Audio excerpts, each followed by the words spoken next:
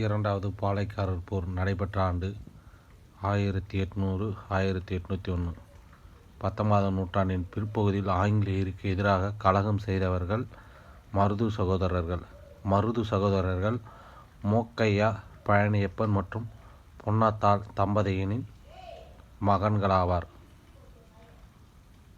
அதாவது பெரிய மருது சின்ன மருது.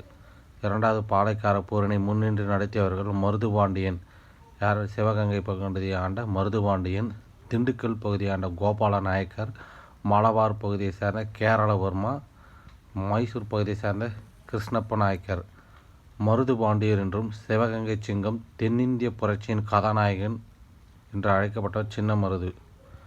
மருதுபாண்டியர் யாரிடம் பணிபுரிந்தார்? சிவகங்கை மன்னன் முத்து ஒடுகநாதரிடம். கட்டபொம்மன் தூக்கிலிடப்பட்ட பிறகு அவரின் சகோதரருக்கு அடைக்கலம் கொடுத்தவர் சின்ன மருது.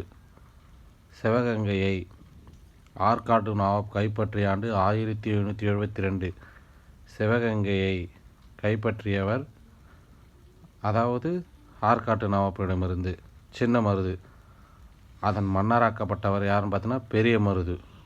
இரண்டாவது பாளையக்காரர் கழகம் வெடித்த இடம் பார்த்தீங்கன்னா 1800 ஜூன், கோவை. அப்புறம் பார்த்திங்கன்னா கலவரம் பார்த்திங்கன்னா மதுரை ராமநாதபுரம் பகுதிகளுக்கு பரவியது.